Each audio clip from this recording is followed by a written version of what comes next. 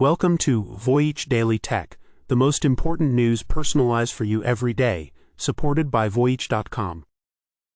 After listening to today's news, you'll know, first, Databricks reveals 80% of new databases are now built by AI agents, signaling a major shift in enterprise software. We'll analyze why this figure is a turning point and how it could affect competitive dynamics in the AI data platform wars. Second, SoftBank's $41 billion bet on OpenAI turns it into a public proxy for the AI giant funded by a fire sale of assets. So we'll discuss why this massive bet matters and what it means for investors as OpenAI's competitive moat against rivals shrinks. Third, the EU accuses Meta of illegally blocking rival AI chatbots on WhatsApp, sparking a US-EU regulatory and diplomatic clash. This discussion will reveal how this dispute connects to the larger tech Cold War and Europe's push for digital sovereignty. Fourth, Cisco challenges Nvidia's AI dominance with a new 3nm networking chip, shifting the battle from GPUs to the underlying network fabric. We'll explore how this new chip could transform AI data centers by targeting idle GPU time and making training jobs faster. Fifth, Unsealed documents reveal Jeffrey Epstein's $3 million investment in Coinbase and his role in funding MIT's crucial Bitcoin development initiative. We'll examine how these revelations could impact the crypto industry's lobbying efforts, creating a permanent character issue for key firms. Let's start with a single statistic that might just change your entire perspective on our digital world. On Databricks, one of the biggest data platforms on the planet, 80% of all new databases are now being built by AI agents, not people. A while back, we walked through how companies like Klarna were replacing off-the-shelf software with in-house AI at a tenth of the cost. This new number shows that same dynamic is remaking the data plumbing itself. So what exactly are these AI agents? Well, this isn't some general purpose chatbot, just guessing. This is happening through a specific framework Databricks developed called Agent Bricks. The key here is that it's a declarative system. Instead of a human writing code line by line, a user simply states what they want the database to do, and the AI agent figures out how to build it, optimize it, and connect it to the right data sources. It's a massive leap from writing code snippets to architecting entire systems. If that sounds familiar, it's because we've been tracking this broader shift toward agent platforms. Think Atlassian's Rovo on the app side, Agent Bricks. Is that playbook applied to enterprise data? This isn't an experiment. This is happening right now inside Databricks, a company that just secured $7 billion in funding at a staggering $134 billion valuation. The company's financials are peeling back the curtain on the AI economy, and the picture is stunning. This is where the situation takes a more complex turn, putting Databricks right at the center of what the industry is calling the AI data platform wars. They are in a fierce battle with rivals like Snowflake and the big cloud providers. Both Databricks and Snowflake are racing to integrate these AI agent capabilities. We previously analyzed how the tools that sit on top of the work were most exposed. The twist now is that the foundation layer, the databases and pipelines, is being automated first. This 80% number is Databricks firing a huge shot across the bow, claiming they are winning the race to automate the core of the data world. This AI-driven development isn't confined to a few tech companies. It's happening across the entire Databricks customer base of over 20,000 companies. This is the clearest evidence yet that the debate is over. AI agents aren't just writing bits of code. They are building real, functional software inside the world's biggest corporations. A while back, we walked through an AI rebuilding Monday.com's core features, adding a calendar, and then, when hooked to email, surfacing a forgotten birthday invite and spinning up reminders. That was the micro version. This Databricks number is the macro version. Now, the immediate reaction might be to think about job replacement, but the reality is more of a transformation. While AI is automating routine tasks, it's creating demand for new, higher-level roles. AI supervisors, prompt architects, and system validators. As we've said before, the barrier to entry has dropped to near zero. The premium shifts to directing and validating these systems. In fact, we're already seeing prompt engineers earning salaries up to $335,000, sometimes without a traditional computer science degree. The skills are just shifting. But that's not the whole picture. The CEO of Databricks, Ali Ghodsi, sits at the absolute intersection of this revolution. He sees the data, the infrastructure, and the choices that 20,000 companies are making in real time. He has a front row seat to which AI models are winning and how fast these AI agents are improving. And from that front row seat, a massive new challenge becomes clear. If an AI agent builds a database, who is liable when it gets hacked? As we noted a while back, a recent Veracode study found that about 45% of AI-generated code contains security flaws, and Netscope Threat Labs found that sensitive data being shared with AI tools has more than doubled. This is creating a huge, urgent need for new governance frameworks to audit and quality check what these AIs are building, because you can't just ask an AI to take responsibility for a massive data breach. This all points to one undeniable conclusion. The question is no longer if AI will build the software we use. The data proves it is already happening. The ultimate takeaway here is that when a technology becomes this easy to use, it can lead to a new kind of chaos called sprawl. If creating a database is now trivial, what stops a company from creating thousands of redundant, poorly managed shadow databases? This creates a whole new kind of technical debt, making governance even more complicated. It's also why some firms are deploying autonomous defense. We recently covered a company building a trust layer that scanned 20 million potential cyber attacks last year. Powerful, but it raises the same liability questions. So while the AI revolution is here, managing its consequences is the next great challenge. We were just talking about how AI is fundamentally rebuilding the world of enterprise software. Now, let's look at the staggering amount of money being wagered on the companies leading that charge. A seemingly impossible bet just became a reality. SoftBank has now wagered over $30 billion on OpenAI and is already in talks to invest up to $30 billion more. Believe it or not, the total commitment has now reached $41 billion to OpenAI. This isn't just another investment. It represents a complete strategic pivot from being a diversified tech investor to putting a massive, concentrated bet on a single private AI company. Continuing our last discussion on concentration risk, this is the textbook case we warned about. This move is so extreme that analysts now see SoftBank as a publicly traded proxy for OpenAI. One expert put it bluntly, stating, "The reality for SoftBank shareholders at the moment is that their fortune is tied with OpenAI." A while back, we noted how Microsoft's stock swung as its OpenAI exposure deepened, with investors favoring Google's more self-reliant path.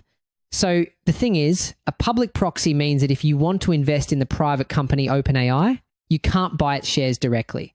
But you can buy shares of the public company SoftBank. This move essentially turns SoftBank into a vehicle for public investors to bet on OpenAI's success. The huge risk here is that shareholder fortunes are now chained to a single unlisted company that is burning through cash with no clear path to short-term profit. What really brought this to a head was the next development, the question of how SoftBank is actually funding this spending spree. The answer is a fire sale of its other crown jewels. To bankroll its OpenAI bet, SoftBank has already sold off its entire $5.8 billion holding of Nvidia shares and cashed out over $9 billion of its T-Mobile stake, while also issuing more debt.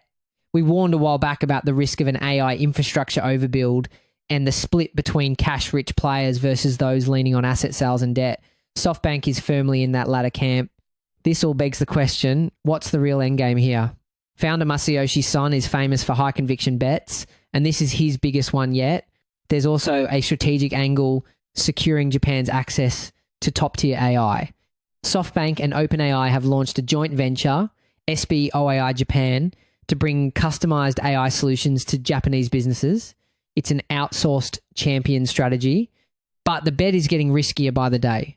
As one analyst noted, just 6 months ago, OpenAI was considered the dominant player, but now its growth outlook and revenue forecasts are on par with competitors.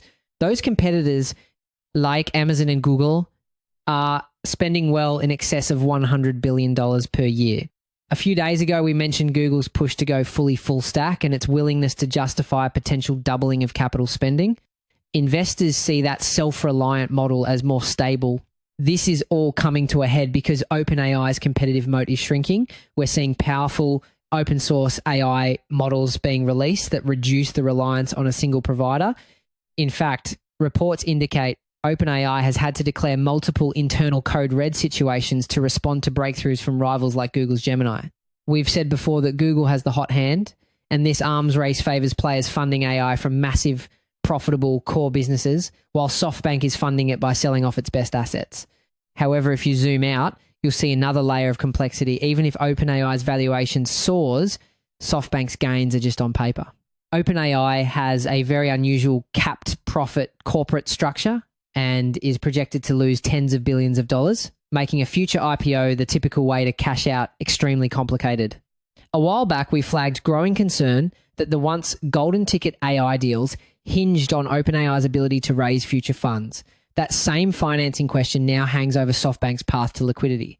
The Japanese firm's entire financial future is now tethered to a single high-stakes gamble.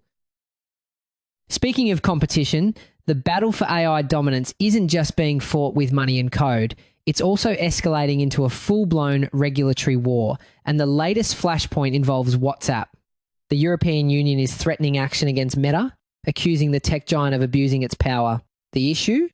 The EU says Meta is illegally blocking rival AI chatbots like ChatGPT from its WhatsApp business platform, making its own Meta AI the only game in town. A while back, we broke down how big tech is racing to build everything apps. For Meta, that hub is WhatsApp, so this fight is really about who gets to live inside that super app. What we're seeing is a classic walled garden strategy. Meta is trying to leverage its massive user base on WhatsApp to give its own AI an unfair advantage. Continuing our last discussion about closed versus open playbooks, Meta's move plants its flag firmly on the closed side. Instead of letting you choose the best tool, they want to lock you into their ecosystem. This is a big deal because competitors like Slack and Microsoft Teams are doing the opposite, embracing open integration. And recently, we noted rivals are even standardizing the plumbing with an open protocol called MCP, a shared connector any AI can use. Meta is choosing to build a fortress, while others are building a public square. The European Commission used incredibly strong language, warning this move could cause serious and irreparable harm on the market. The situation presents a fascinating duality. On one side, it seems like a minor inconvenience for users, but on the other, it exposes a major problem. Regulators call platform annexation, when a giant like WhatsApp, with over 3 billion users, blocks competitors, it chokes off innovation. As we've discussed before with the WeChat playbook, when a single app becomes the operating system for daily life, access determines which ideas even see daylight. New AI companies can't reach that massive audience, which can stop them from ever getting off the ground. It's about preventing one company from becoming the gatekeeper to an entire technology. But Meta is firing back, saying the EU has no reason to intervene and that the Commission's logic incorrectly assumes WhatsApp is a key channel for these chatbots in the first place. Interestingly enough, Meta's official defense isn't about competition at all. It's technical. They claim allowing all these third-party chatbots would overload their systems, saying the WhatsApp business API wasn't built for that volume.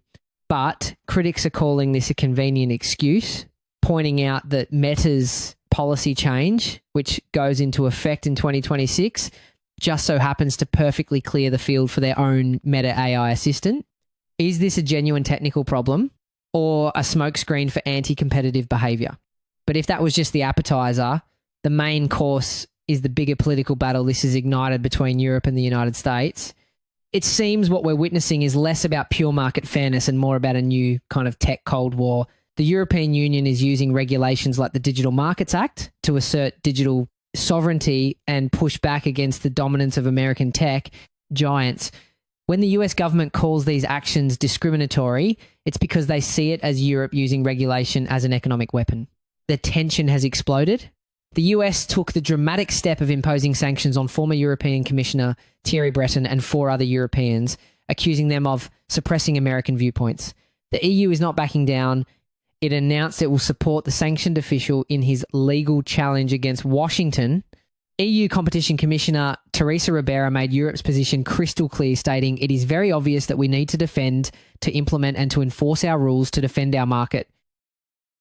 We've been talking about the battles over software platforms and AI models, but another war is heating up at a much deeper level, the physical hardware that powers it all, and Cisco just made a major move. The most unexpected news in the AI hardware world today has to be Cisco declaring war on Nvidia and Broadcom for a piece of a jaw-dropping $600 billion prize. The battlefield? The very foundation of artificial intelligence.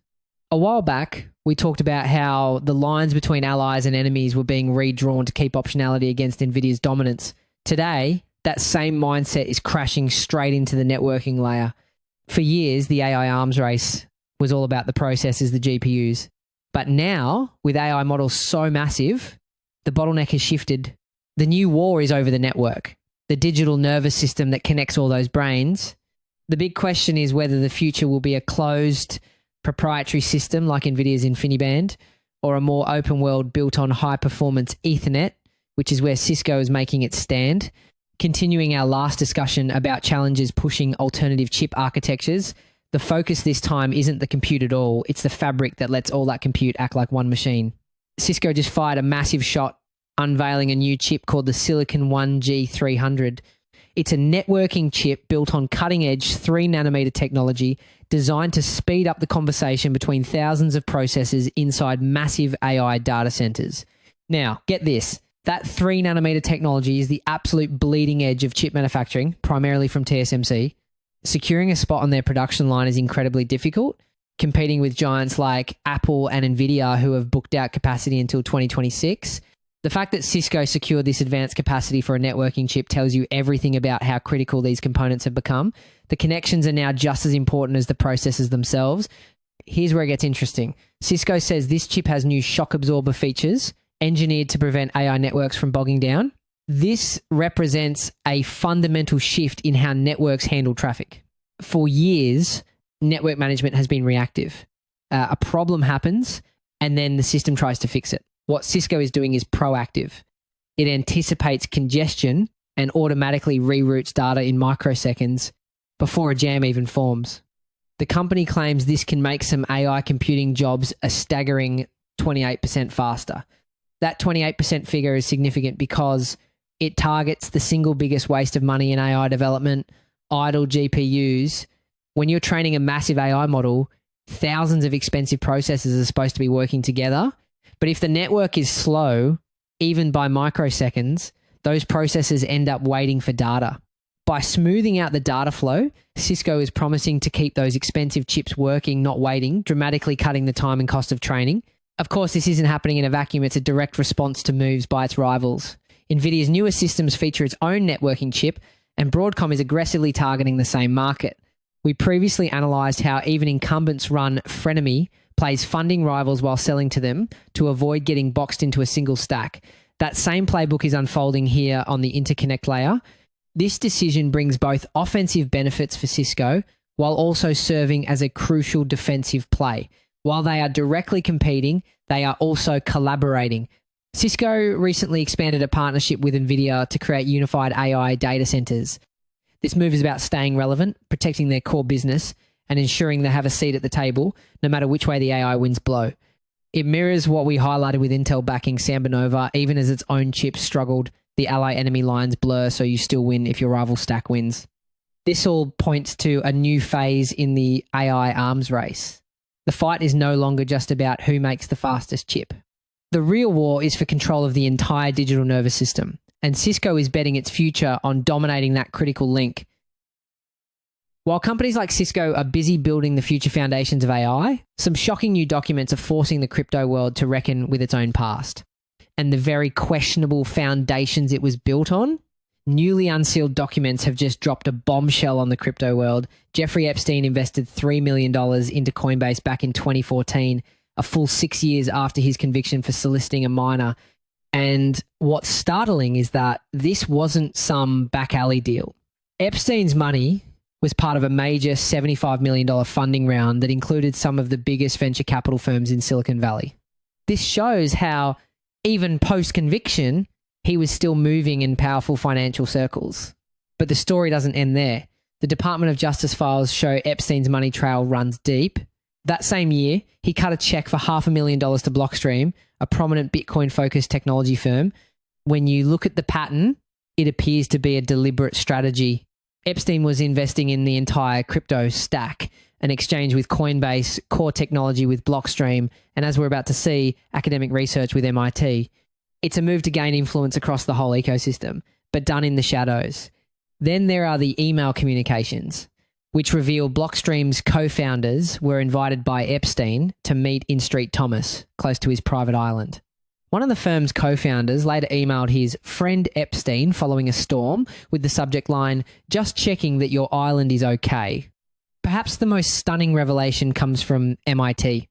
Internal communications from the then director of its prestigious Media Lab state that Epstein's gift funds were used to underwrite the launch of the digital currency initiative. To understand the gravity of this, you need to know that in 2015, the Bitcoin Foundation, which funded Bitcoin's core developers, had just collapsed. There was a real crisis. Epstein's money allowed MIT to step in, recruit those key developers, and essentially save the continuity of Bitcoin's core protocol development.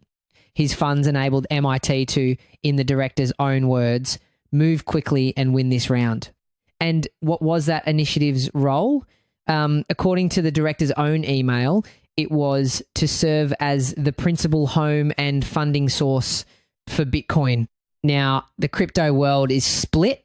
Some insiders are dismissing the news, with one prominent figure saying only unserious people might care.